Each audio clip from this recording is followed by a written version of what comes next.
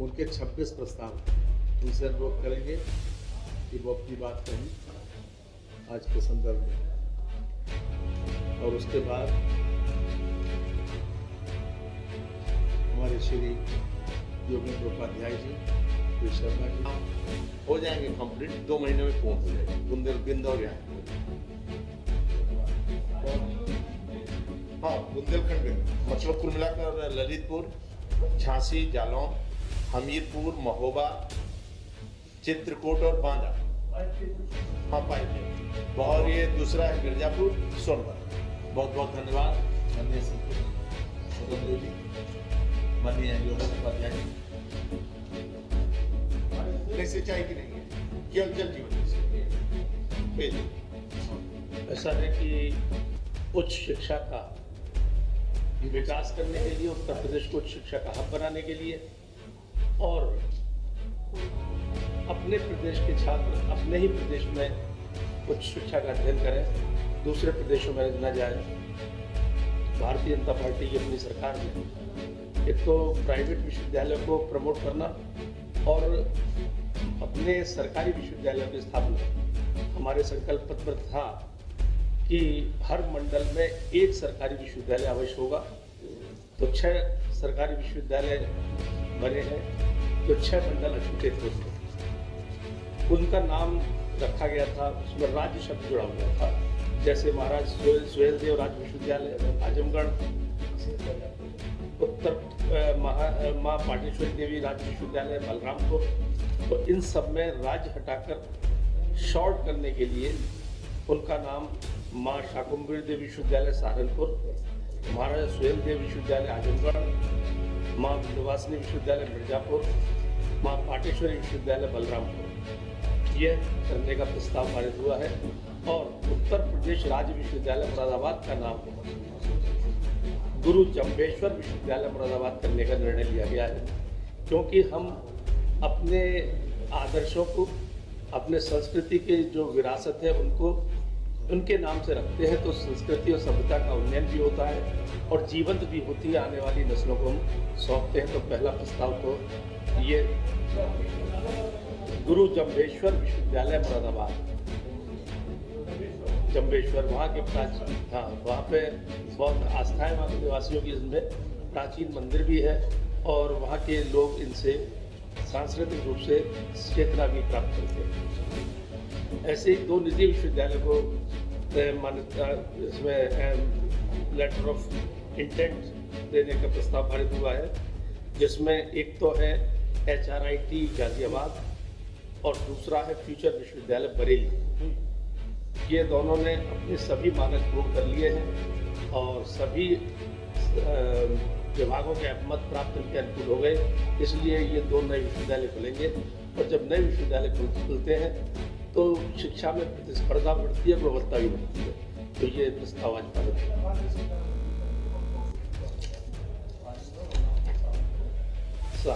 माँ शाकुंभरी राज्य विश्वविद्यालय सहारनपुर,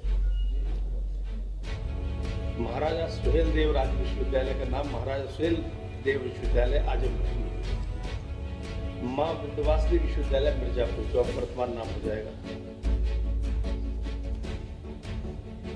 माँ पाटेश्वरी देवी विश्वविद्यालय बलरामपुर, गुरु जम्बेश्वर विश्वविद्यालय तो बता ही दिया जी।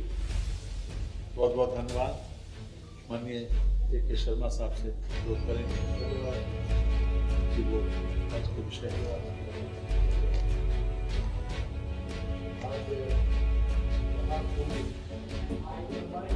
महाकुंभ 2025 की तैयारियों से संबंधित एक प्रस्ताव माननीय मंत्रिपरिषद के समक्ष हम लेकर के आए थे, जिसको मंत्रिपरिषद में माननीय मुख्यमंत्री जी ने मंजूरी दिया।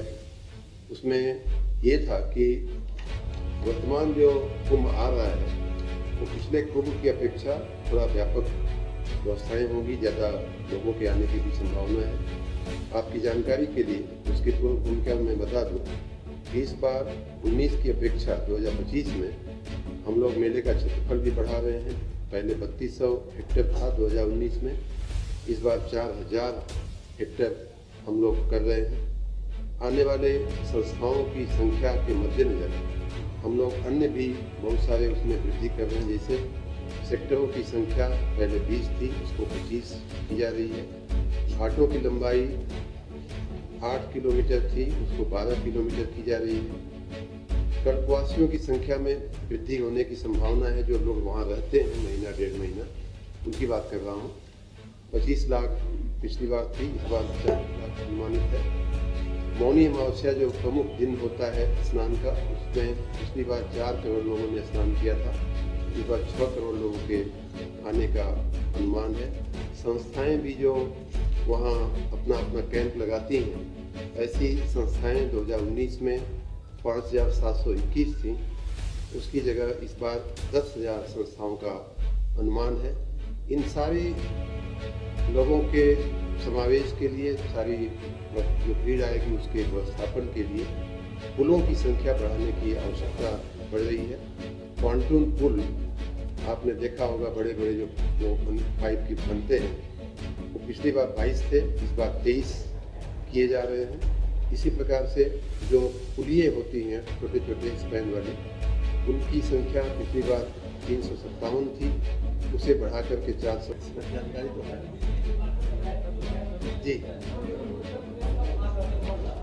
इस समय आपको मैं पहले भी बता चुका हूँ, वर्तमान में हम 29,500 29,700 मेगावाट विद्युत आपूर्ति कर रहे हैं, जो उत्तर प्रदेश के इतिहास में सबसे ज़्यादा विद्युत आपूर्ति है, महत्तम आपूर्ति। इतना ही नहीं, बल्कि पूरे देश में सबसे ज़्यादा आपूर्ति करने वाला राज्य उत्तर प्रदेश बन चुका है।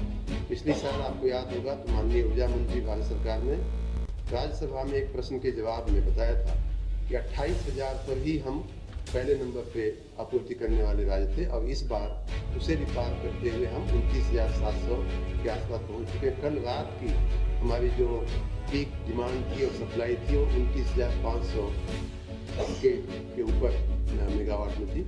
और स्वाभाविक बात है कि जब हम इतनी बिजली दे रहे हैं तो कहीं ना कहीं से बिजली आ रही है, तो उसकी हमने पूरा टाई अप किया हुआ है। मैं अपने स्रोतों से भी हम महत्तम PLF पे चला करके अपने पावर प्लांट को हम विद्युत का उत्पादन कर रहे हैं। साथ ही अन्य राज्यों से, अन्य संस्थाओं से भी हमने करार किए हुए हैं, पिछले दिनों करार करके हमने रखा हुआ, इसीलिए हम इतनी विद्युत आपूर्ति दे पा रहे हैं। धन्यवाद। अब हो गया। उत्पादन के बिना थोड़े ना हो रहा है। जो गैप है बाहर से लेना। आपकी जानकारी के लिए NTPC के सहयोग से आपको याद होगा कि हमने बोगरा में और अनपरा में 2 पावर प्लांट बनाने के लिए माननीय मंत्रिपरिषद की मंजूरी दिया है और उस पर काम चल रहा है। बहुत बड़ी मात्रा में हम नया विद्युत उत्पादन की शक्ति उत्तर प्रदेश में जोड़ने जा रहे हैं। मैं तो यहाँ तक कहूँगा कि जितनी अभी तक थी उसकी लगभग 2 गुनी करने की बात है। बहुत जी, आज मंत्रिपरिषद के द्वारा एस्पिरेशन डिस्ट्रिक्ट्स है, उनमें जैसे कि पहले से ही व्यवस्था चली आ रही है कि सर्वोच्च प्राथमिकता होगी वो पदों को भरने की इन सब कार्यों में। तो यही सामान्यतः ये नीति थी जो कि अब 30 जून तक हमें पूरा कराना है।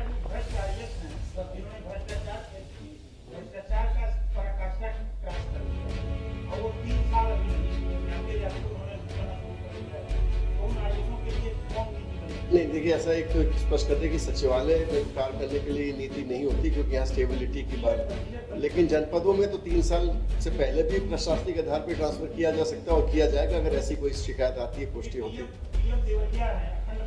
अब व्यक्तिगत इशू पे तो मैं नहीं बात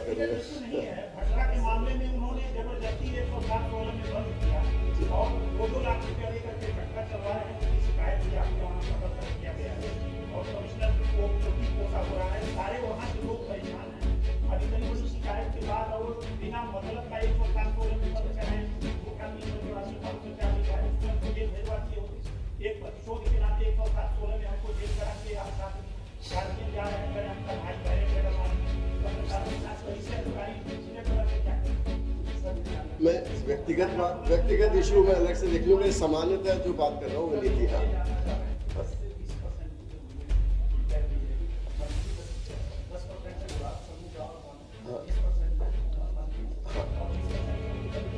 समूह क और ख में 20% से ऊपर अगर जाना हो तो माननीय मुख्यमंत्री जी की अनुमति लेनी।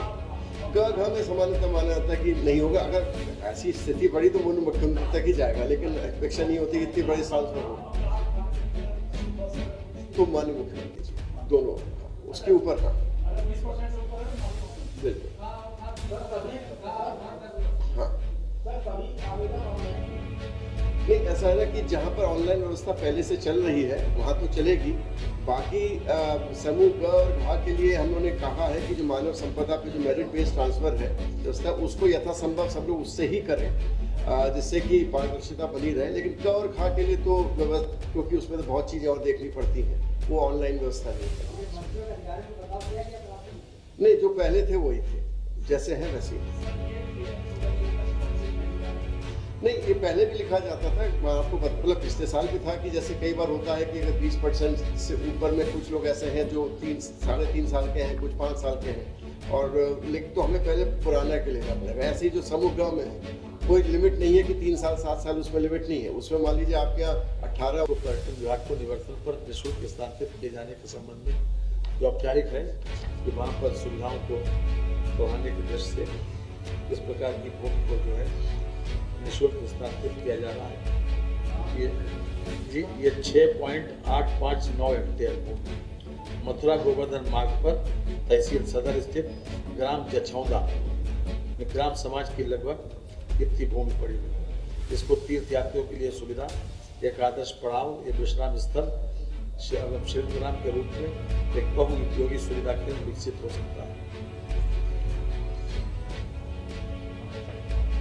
इसके अतिरिक्त हमारे विभाग का जो आप बता रहे थे, हमारे विभाग का है कि अभी तक कर्मचारियों को, जितने भी प्रदेश सरकार के कर्मचारी हैं वो अभी तक 30 जून और 31 दिसंबर को रिटायर हो गए। उनकी वेतन वृद्धि अगर पहली तारीख को आती है तो अभी तक ये व्यवस्था थी कि उनको वेतन वृद्धि का लाभ नहीं मिल पाता था, उनकी पेंशन और ग्रेच्युटी के लिए सुप्रीम कोर्ट का एक निर्णय आया, उसके आधार पर पहले जुडिशियल ऑफिसर्स के लिए कर दिया गया था कि उनकी वो वेतन वृद्धि जो उनको पहली तारीख को होना प्रस्तावित है, 1 जनवरी को या 1 जुलाई को, वो उनको शामिल करके और उसका लाभ देते हुए उनको पेंशन और ग्रेच्युटी का लाभ दे दिया गया। जुडिशियल ऑफिसर्स के लिए हम पहले कर दिए हैं, सरकारी कर्मचारियों के लिए। जो लोग 30 जून या 31 दिसंबर को रिटायर हो रहे हैं और उनकी वेतन वृद्धि 1 जुलाई या 1 जनवरी को प्रस्तावित है, वो उसमें शामिल करके उनको उसका पेंशन और ग्रेच्युटी का लाभ दे दिया। धन्यवाद, बहुत बहुत धन्यवाद। बाकी औपचारिक है, इस वक्त तो मिल ही जाएगा।